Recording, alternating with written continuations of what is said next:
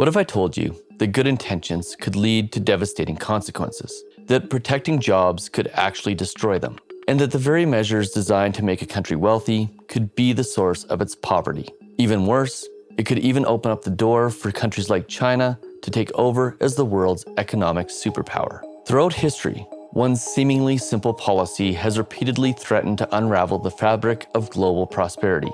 In 1930, the United States implemented the Smoot-Hawley Tariff Act, hoping to protect American workers. Instead, it helped trigger a 66% decline in world trade. But this wasn't a one-time mistake. In 1984, the US tried again with steel tariffs, aiming to protect American steelworkers from foreign competition. The result?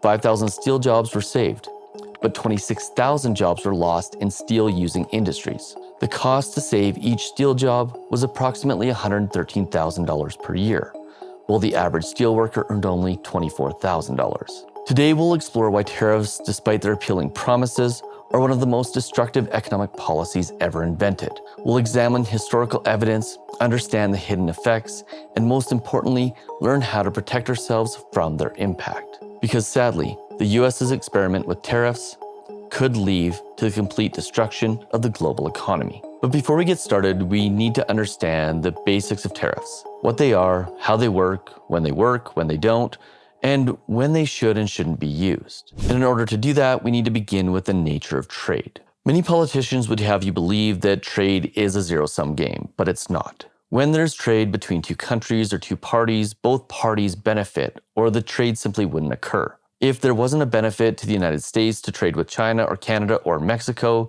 they simply wouldn't trade. The trade partnerships would not exist. Because if it was more expensive to buy goods that were produced in China or goods that were produced in Canada or Mexico, then we simply wouldn't buy them. And more importantly, if it didn't make sense for the goods that we're buying from those countries to be produced in those countries, then obviously we would make them at home. But ultimately, the decision for trade isn't made by governments. It's made by individuals. Because people get to vote with their wallets. And when people vote with their wallets, the production of goods and the import and exports of goods is determined by what people are willing to buy and how much they are willing to pay.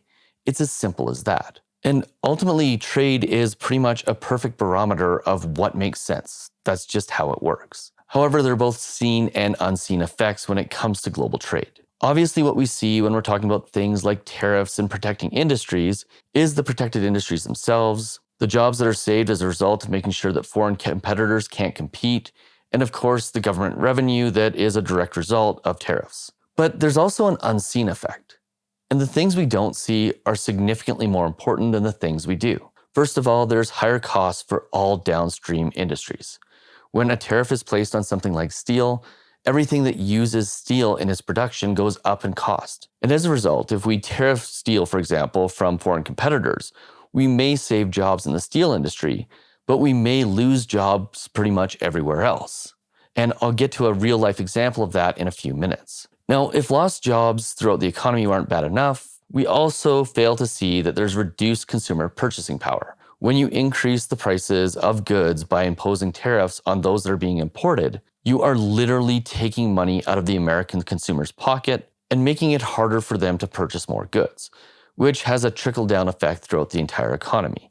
And I'll get to some exact numbers on that a little bit later on as well. But where things get really scary is actually the retaliation from other nations. Because just like one country has the ability to tariff goods that are imported, well, other countries also have that same ability. And they also have the ability to limit the amount of goods that are going to any individual country. There isn't just one mechanism here when it comes to trade, there's multiple. And tariffs are just the tip of the iceberg. An iceberg that could be as devastating to the global economy as the iceberg that hit the Titanic was. Or wait, was it the Titanic that hit the iceberg? Sometimes it gets hard to remember who the victim is. And unfortunately, experiments like tariffs aren't something we haven't seen before. We have very clear case studies for why they work and why they don't. Take, for example, NAFTA, which essentially eliminated most tariffs and most trade barriers. Many people, when NAFTA was being proposed, expected that jobs would be lost to Mexico. But in actual effect, jobs increased in both Mexico and the United States. And not only that, unemployment rates fell as well. The US went from 7 to 4%, Canada went from 11 to 7%, and there was good reason for this, which I'll explain a little bit later on. But here's the reality. When it comes to prosperity, when one country becomes more prosperous, It buys more because it has more to buy with. And when it buys more, there are more jobs. And this is true for one country or two countries or three or five or the entire global economy. When you knock down the barriers to trade, everyone gets more prosperous, and as a result, everybody wins. Now, the problem is that people don't believe that. They're confused. And they're primarily confused because they believe that jobs are finite, but that's not the case. When there's more prosperity, there are more jobs. And as I'll show you in a minute, free trade creates more prosperity. That creates more jobs, and that means that everyone is better off no matter what a politician tells you. But before I talk more about that, we need to talk about trade deficits because these are widely misunderstood as well. Many people believe that a trade deficit means that other countries owe you money, or that you're losing to the other country, but that isn't the case. A trade deficit, where a country is buying more product from one country than the other, is not a sign of weakness. It's a sign of wealth. It's a sign of strength. It's the wealthiest countries, just like it's the wealthiest individuals, that have the ability to buy the most. And this is true when it comes to trade as well. The trade deficit that the US has with pretty much every other country it trades with is in fact a sign that it is the most powerful country in the world. And not only that, it is the biggest economy, which makes it the biggest consumer. And when you're the biggest consumer, there's no other choice than to be purchasing more from other countries than they are from you. Because, for example, when the US is 10 to 15 times the size of the Canadian economy, Canadians just don't simply have the money or the wealth to buy as much goods from the US as the US buys from it. It's just basic common sense. Unless, of course, that conversation turns political. And it's with complete certainty that an export surplus, so in other words, exporting more than you import, does not necessarily mean economic health. So why then would a big company like the US impose tariffs, especially when the trade deficits are in fact a sign of wealth? Well, that's anybody's guess. But one thing that is clear is that tariffs have a history of failure. In the 1930s, there was the Smoot-Hawley Tariff Act, which everyone's seen on the news. This is no surprise to anybody watching this video. It was intended to protect American jobs, and ultimately what happened with the Great Depression resulted in a 66% decline in world trade. Now, some of this was to do with the Great Depression, some of this was to do with retaliatory trade practices, but at the end of the day, these tariffs did not work. Perhaps that was because of the economic environment, or perhaps it was because they simply didn't work, but nobody will ever know. One thing is for sure though, when the Smoot-Hawley tariffs were put into place, more than 1,000 economists wrote letters to the president begging him not to implement them because of the negative effects that they would have on the economy. But this isn't the only time that that's happened. In 1984, there was the US steel tariffs. Now, in this scenario, in an industry that had been struggling for over a decade, 5,000 jobs were saved by making it more expensive for US consumers to buy foreign steel. However, those 5,000 jobs ended up costing the US 26,000 additional jobs elsewhere, primarily because the cost to produce things with steel went up. The homegrown steel didn't get cheaper. What ended up happening was steel across the board went up in price, and this cost Americans a significant amount of jobs. However, the 26,000 jobs that were lost, well, they didn't have the same lobby groups and the same power that the US steel industry had, and subsequently those job losses went unseen until it was too late. And not only that, it cost the American economy $113,000 to save every single steel job that was worth a mere $24,000. Now, I'm not sure about you, but if somebody said, hey, would you like to spend $113,000 worth of taxpayers' money in order to save this $24,000 job? Well, in a capitalist nation, I would think that it's a no-brainer that would be no bueno. But here's the thing, and John Adams said this best: facts are stubborn things. And whatever may be our wishes, our inclinations, or the dictates of our passions, they cannot alter the state of facts and evidence. And unfortunately, right now for Americans, the evidence is clear.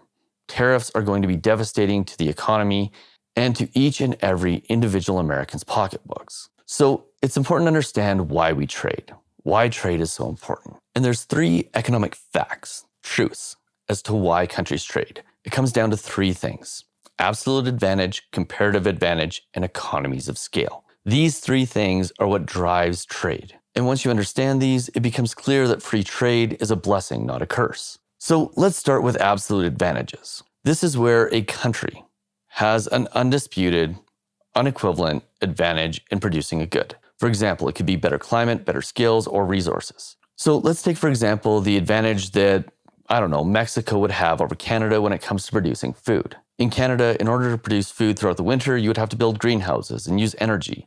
And the cost to produce the exact same goods that could be imported from Mexico would become very, very expensive. Yet in Mexico, all they have to do is plant the seeds, water the plants, and the fruit and the vegetables and all of those things grow. Mexico has an absolute advantage when it comes to growing those types of food year-round. And the same thing with call centers in India, for example. If a Canadian company or a US company wants to have a call center that is 24 hours, it is significantly easier to staff that call center with people who are awake in India, where it is their day during our night. So this again becomes an absolute advantage. Now, comparative advantage is a little bit more difficult to understand. This is where one country has a relative advantage in producing a good. So for example, the US could be more efficient at producing two different goods than another country, but it could gain more by specializing in one and trading with Canada. So let's use cars and trucks as an example. Now, this is a hypothetical example.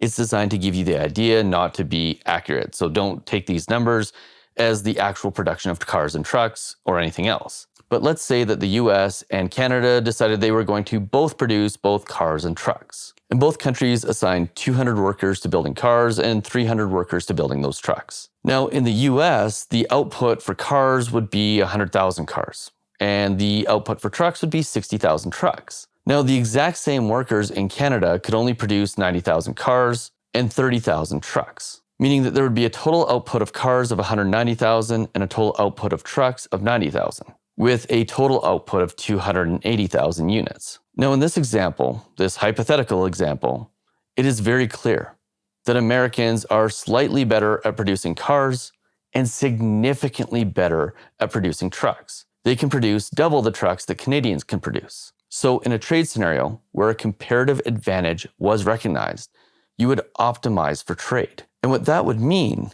is that the US would shift all of its workers to making trucks, producing 100,000 units, which is 10,000 units more than before. And Canadians would shift all of their workers to producing cars, producing a total of 225,000 cars, which is 35,000 more than before. And as a result of optimizing for the comparative advantage, the US wins, Canada wins, and an additional 45,000 vehicles are produced simply by optimizing the exact same number of workers. Because in a comparative advantage, even if one country is better at producing everything, both countries benefit by specializing in what they're comparatively better at, which is why so much of the goods that are consumed by Americans aren't produced in America.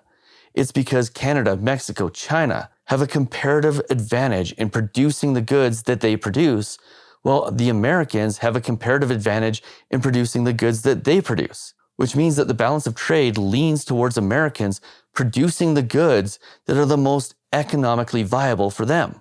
It's where they make the most money, and it's also why the US is the single biggest economy in the world, because they produce those goods which are the most beneficial to the entire economy, and they import the rest. And this is so important to understand, because things like tariffs that are designed to onshore jobs are realistically just onshoring jobs that are less productive, and in the end will end up costing the US other jobs in things where they are productive. And this isn't just true for the US. The UK focuses on finance, and it imports food. West African farmers trade cocoa for imported food. They literally grow the one thing that they have the single best advantage of growing, and they import the rest. And this increases access to more goods and better standards of living for everyone, the importers, the exporters, and all countries involved in trade. Then last but not least, there's economies of scale.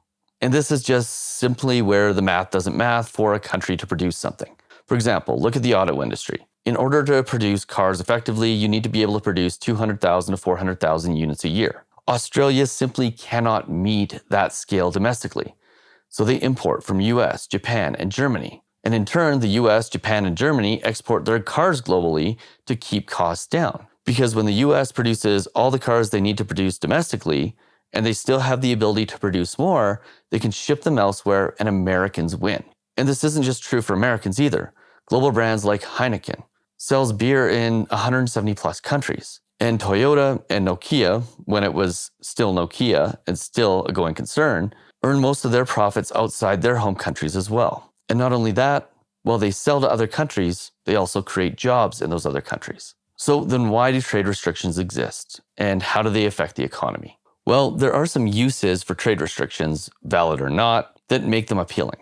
Things like protecting inefficient domestic industries and creating political appeal despite the economic costs, which, by the way, is probably what's largely going on right now, or to be used as a negotiating tactic. But the one that is most interesting is the political use of tariffs. Because even the mere suggesting of tariffs creates immediate political gains. Because in theory, they protect jobs in politically influential industries, like the steel industry. And they allow politicians to claim that they're protecting local workers, they're good for the economy. But there are visible benefits and hidden costs. Because while one influential industry may have jobs that are saved, the losses in other sub-industries are often less noticeable. And not only that, but consumers tend to pay more but don't even realize it's due to those tariffs that they think save their jobs but actually probably cost them their jobs. And then there's the concentrated benefits. A few firms can benefit greatly, and those firms that will benefit greatly often lobby heavily.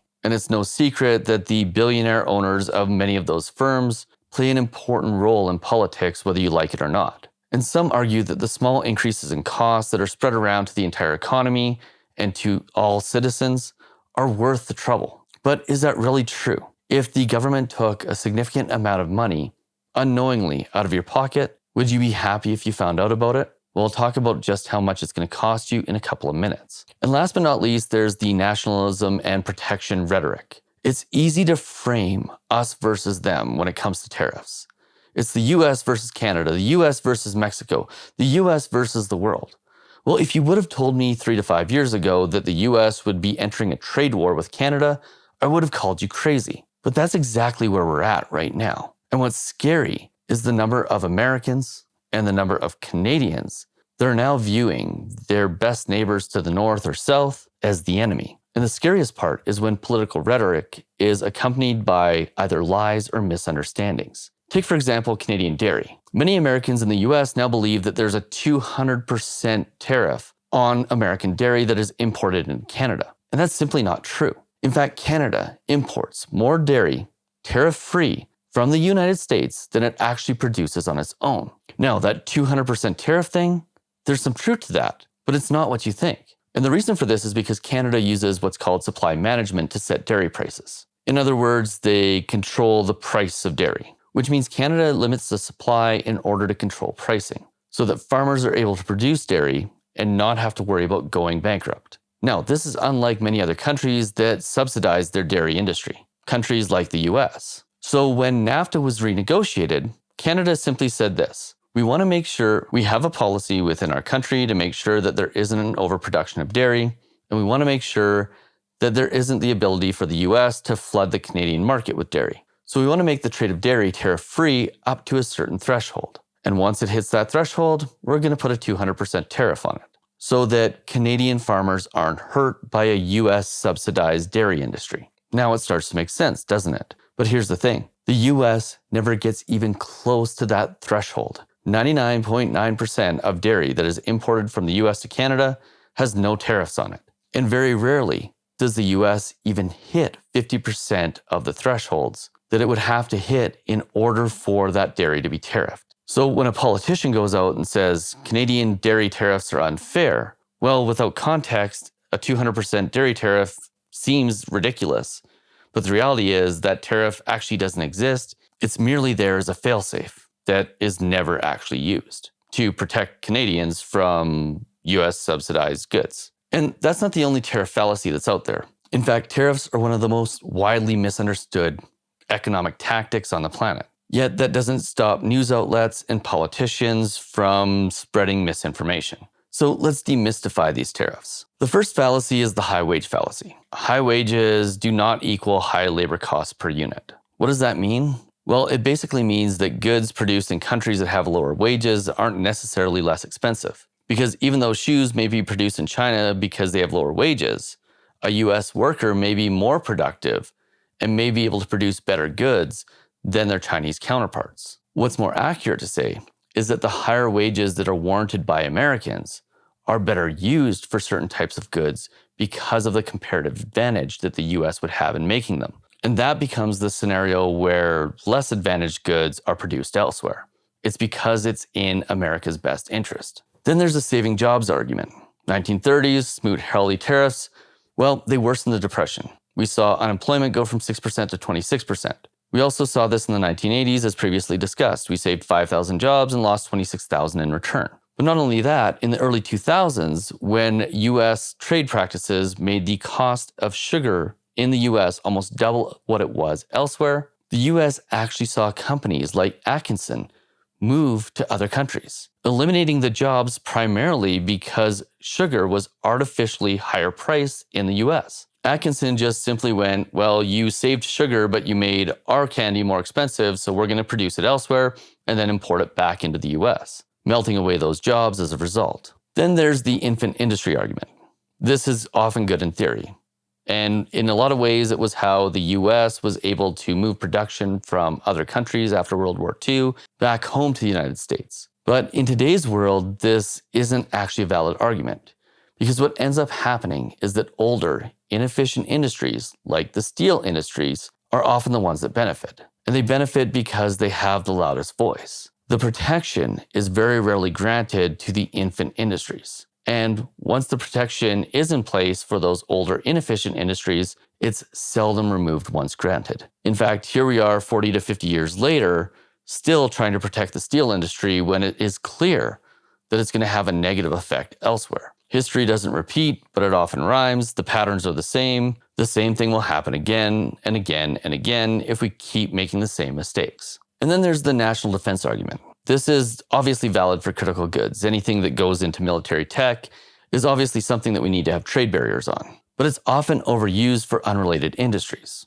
unless, of course, war is imminent. Because one of the foundations of going to war is that trade with your opponents has to be eliminated, which makes you wonder if all of this tariff talk and the reduction of trade with China is actually a front for something that is significantly more dangerous down the road. And then there's the old dumping and fairness argument. But here's the thing. When it comes to other countries dumping their goods into a market, especially when they're accused of dumping them at a lower cost than what it actually costs to produce them, well, this one becomes hard to prove. And it often becomes more of a political conversation than an economic one. A local industry goes, hey, so-and-so from this other country is dumping goods into our market. There's no way they can produce it for that much money.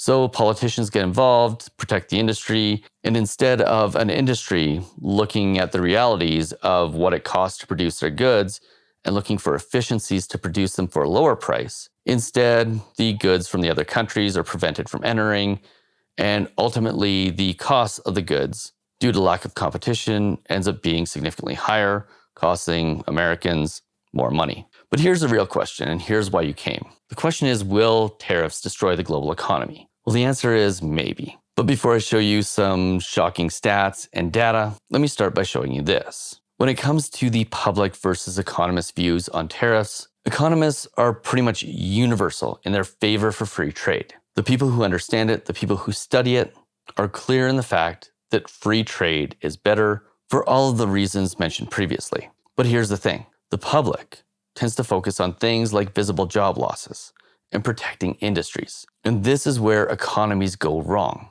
When the focus has shifted from facts to fallacies, that's when countries get themselves in trouble and do things like what the EU did, spending $43 billion to save 200,000 jobs at a cost of $215,000 per job. Because while at the time it seemed like a good idea to protect those jobs, the reality, it cost everyone living in the EU an insane amount of money to do it. And had they known, had they understood, there's probably not a single voter who would have voted in the politicians that made those practices possible. So let's talk about whether or not the tariffs will destroy the global economy. Because like I said previously, the answer is maybe. It will definitely cause more damage if tariffs are abused. We already know the historical examples, and we already know how it resulted in economic retaliation that made at the time the Great Depression arguably worse than what it would have been. Some argue that the tariffs caused the Great Depression.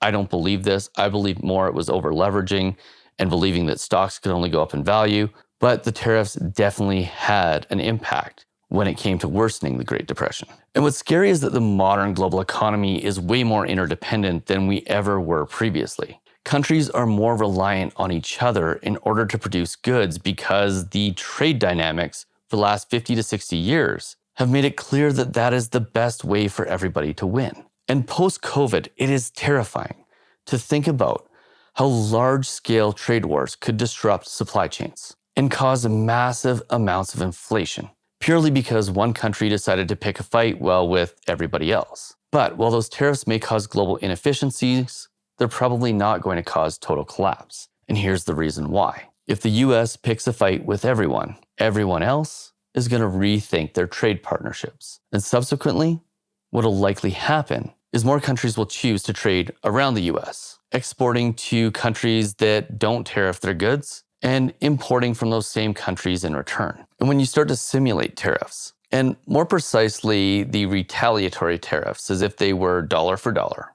what you start to see is an interesting result. For example, if Canada were to impose retaliatory tariffs on the US of 20%, what you see is an $89 billion reduction in trade with the United States. And as a result, you start to see one particular country that's the major competitor to the United States picking up the opportunity to trade with Canada, which, like I said in the beginning, is opening the door to China to take over as the next global superpower.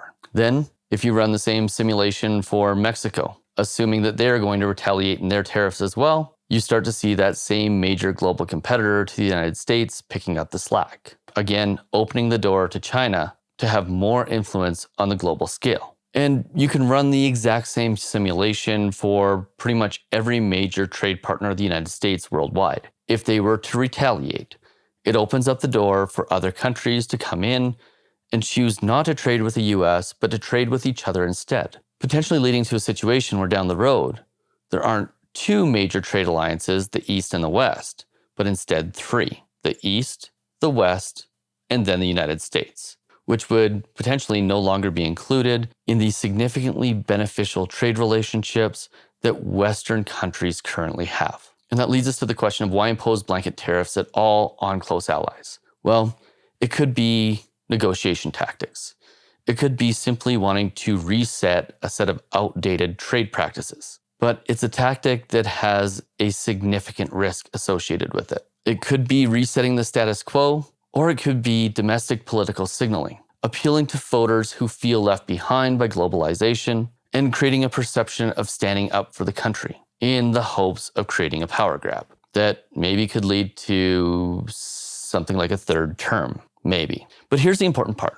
It's important to understand the costs of these tariffs. Now, these numbers are changing every single day, but let's assume that there's a 20% blanket tariff on all goods that are brought into the United States. Now, the fast math on this, the math that you'll probably see in the news being presented by Republican commentators and Republican politicians, is that if we charge 20% on $4 trillion worth of imports, we're going to get $800 billion in tariff revenue.